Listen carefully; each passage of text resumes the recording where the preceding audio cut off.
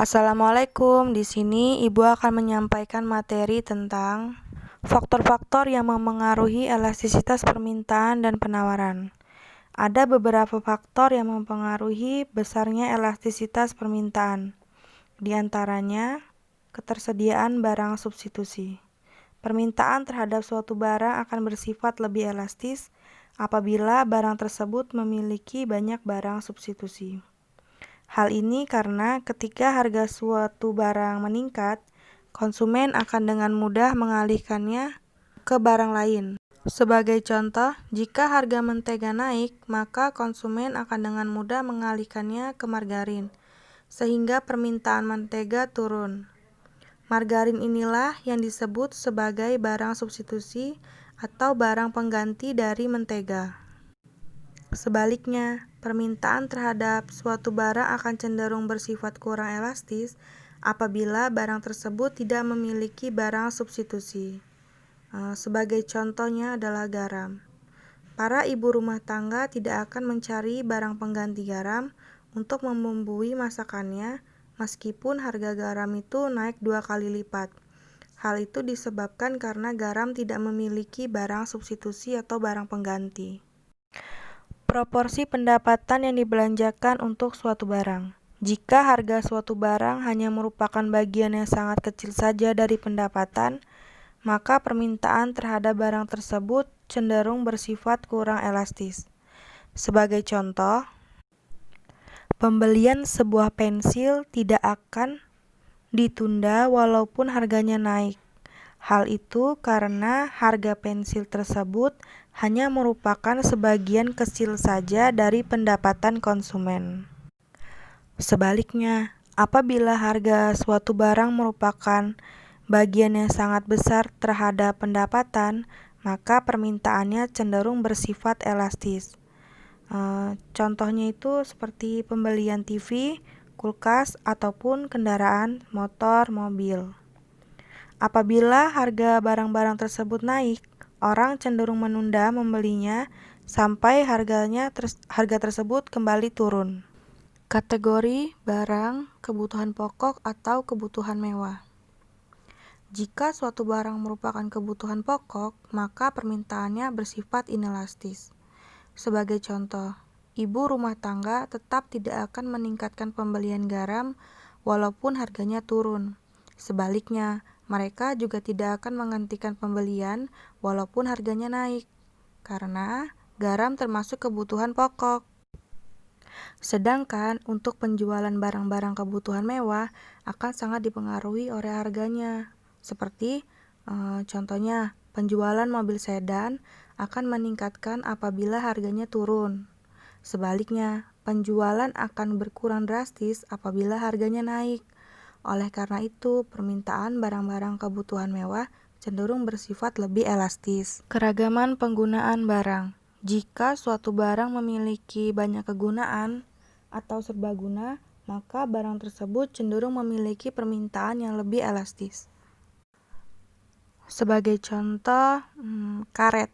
Karet dapat digunakan untuk membuat barang-barang mainan, seperti sepatu karet atau bola, dan juga karet penghapus.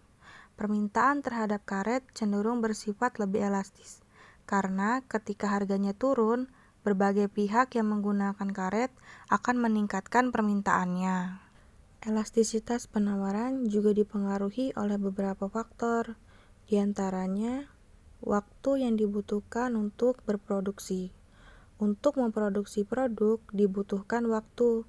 Produk-produk yang karena berbagai alasan memerlukan waktu lama untuk diproduksi. Penawarannya bersifat inelastis. Karena hal itu, walaupun harganya naik, produsen tidak dapat dengan cepat menambah persediaan produknya. Kasus seperti ini sering terjadi pada produk kerajinan di Indonesia. Pengrajin tidak dapat memenuhi tambahan pesanan dengan cepat meskipun barang kerajinannya naik. Oleh karena itu, penawaran barang-barang hasil kerajinan cenderung tidak elastis.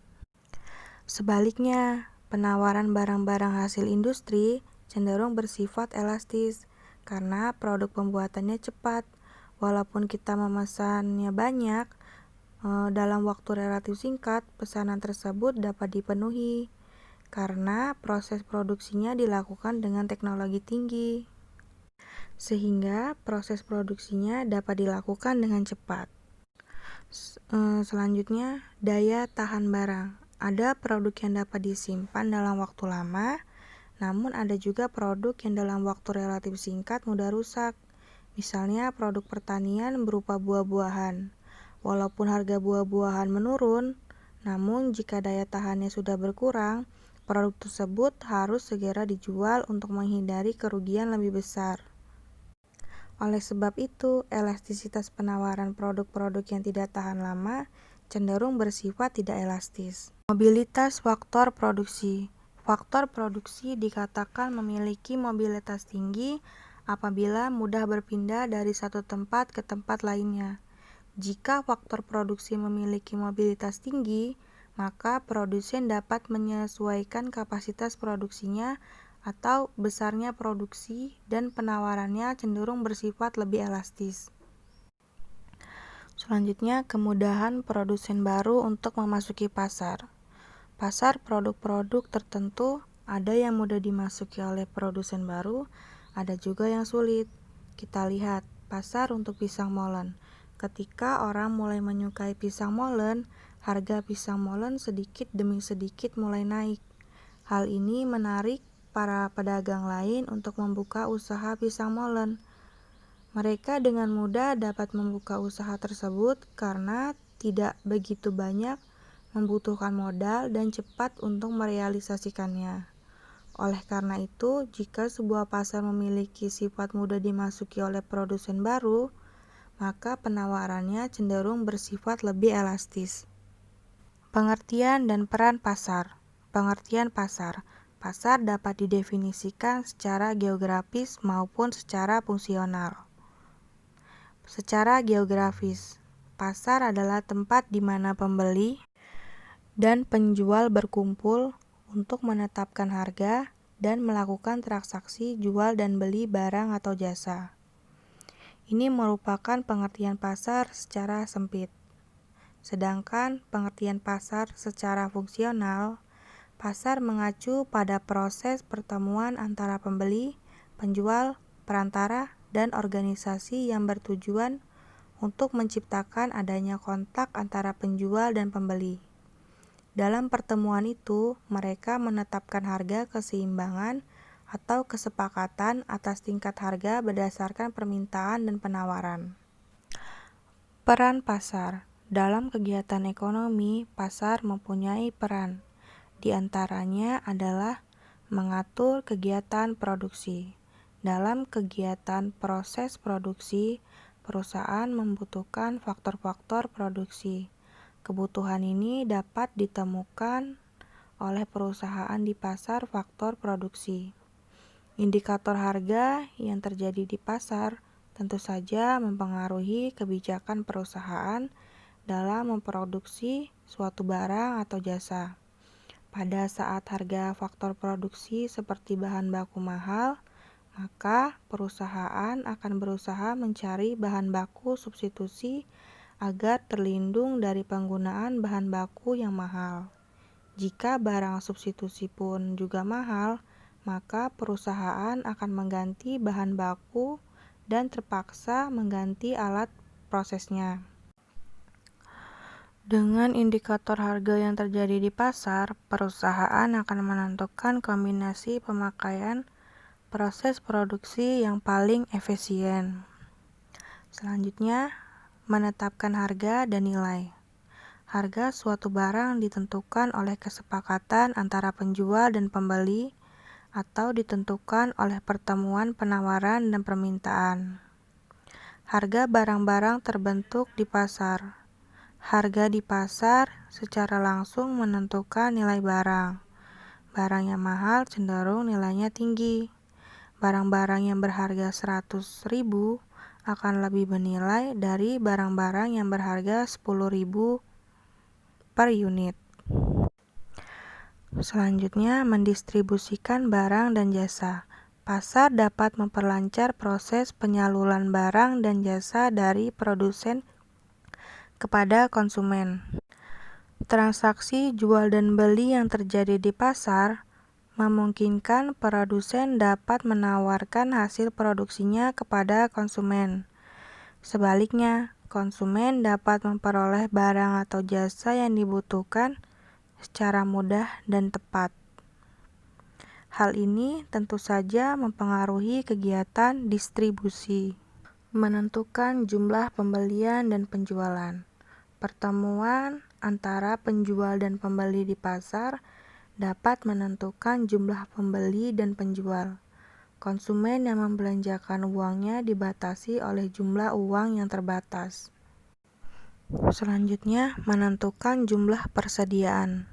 Dengan indikator harga di pasar, konsumen dan produsen dapat mengambil inisiatif untuk membentuk persediaan.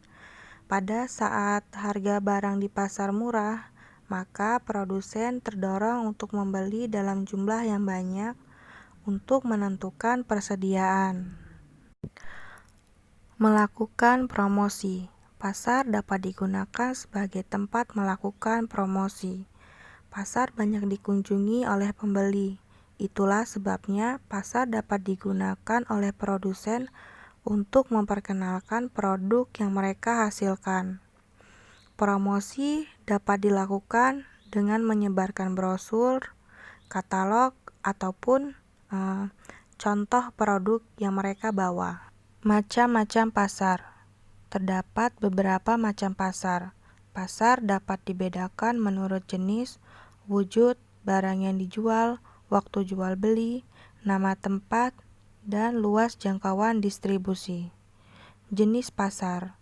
Menurut jenisnya, pasar dapat dibedakan atas pasar barang konsumsi dan pasar faktor produksi.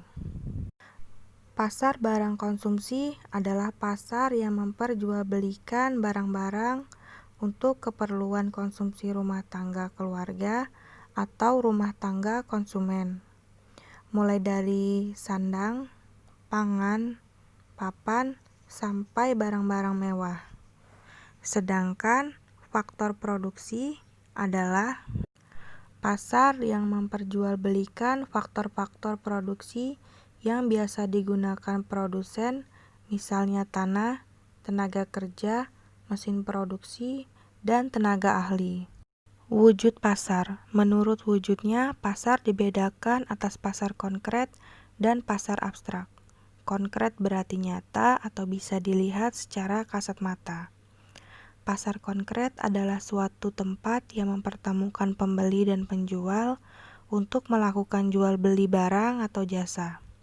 Sedangkan pasar abstrak adalah pasar tempat proses interaksi antara pembeli dan penjual untuk mencapai kesepakatan tentang harga dan barang tidak terjadi secara fisik. Pasar abstrak yang sering ditemui antara lain pasar modal, pasar valuta asing, dan pasar komoditas. Pasar abstrak sering juga disebut sebagai bursa. Barang yang dijual. Pasar dapat juga dibedakan menurut jenis barang yang dijual dan dikaitkan dengan barang yang biasa diperjualbelikan di pasar tersebut. Misalnya, ada pasar ikan, pasar daging, pasar sayuran, atau pasar buah-buahan. Waktu jual beli. Menurut waktu jual beli, pasar dapat dibedakan atas pasar harian, pasar mingguan, pasar bulanan, dan pasar tahunan. Tempat. Ada juga pasar yang diberikan menurut nama tempat atau daerah tempat. Contohnya di Jakarta ada pasar Cikini, pasar Keramat Jati, dan pasar Jatinegara. Semua nama pasar tersebut diberikan sesuai nama tempat lokasi pasar itu sendiri. Luas jangkauan distribusi. Adapun menurut luas jangkauan distribusi, pasar dapat dibedakan atas pasar lokal, daerah, nasional, dan internasional. Di pasar lokal, transaksi jual beli terjadi di lokasi tempat barang tersebut dihasilkan. Sedangkan di pasar daerah, transaksi jual beli terjadi di daerah atau wilayah sekitar tempat barang tersebut dihasilkan. Di pasar nasional, transaksi jual beli terjadi di dalam wilayah suatu negara, misalnya Indonesia. Jika transaksi jual beli terjadi hingga ke mancanegara, pasar itu sudah tergolong sebagai pasar internasional.